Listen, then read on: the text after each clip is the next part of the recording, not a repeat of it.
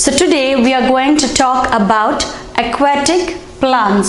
So aquatic plants are of three types. They are your floating plants, your fixed plants and your underwater plants. So aquatic plants are of three types, namely floating plants, your fixed plants and your underwater plants. So these are the three types of aquatic plants, and we will see each one individually.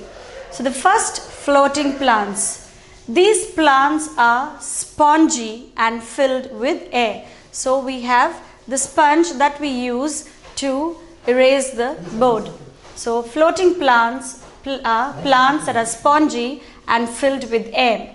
This makes the plants very light and helps them float on water. So these floating plants are very light and hence it is able to float on water.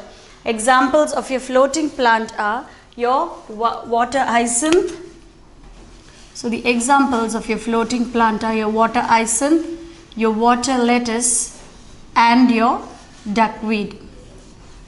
So floating plants are plants that are spongy and are filled with air, and because it is very light, it is able to float on water. Examples are your water hyacinth, your water lettuce and your duckweed. The next aquatic plant is your fixed plants. These plants have roots that fix the plant in the mud at the bottom of the plant. So these fixed plants have roots that fix the plant in the mud at the bottom of the pond. Their stems are hollow and have air spaces. So the stems of the fixed plants are hollow and have air spaces. This helps the flowers and leaves to float on water. So because the stems are hollow and have air spaces, the leaves and flowers are able to float on water.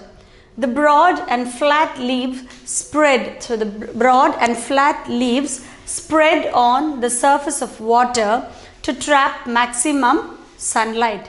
So the roots of the fixed plant are buried or fixed in the mud at the bottom of the plant, and the stem has hollow and air spaces. So the stems are hollow and have air spaces. So the flowers and leaves float on the top of the water. This is because they absorb maximum amount. So the broad and flat leaves spread over the surface of the water to trap maximum sunlight. The leaves have stomata only on its upper side. Normally we have seen that tiny openings or pores called stomata are situated on the underside of the leaves. But in the case of fixed aquatic plants, we find the stomata on its upper side. The leaves have a waxy coating to repel water. So the leaves of a fixed plant has a waxy coating in order to repel water. And the examples of your fixed plant are your lotus and water lily. The next aquatic plant is your underwater plants. They are completely submerged in water. So underwater plants are completely submerged in water, and the leaves and stems are thin and flexible. The stems of the underwater plants are very thin and flexible. This allows them to move with water currents.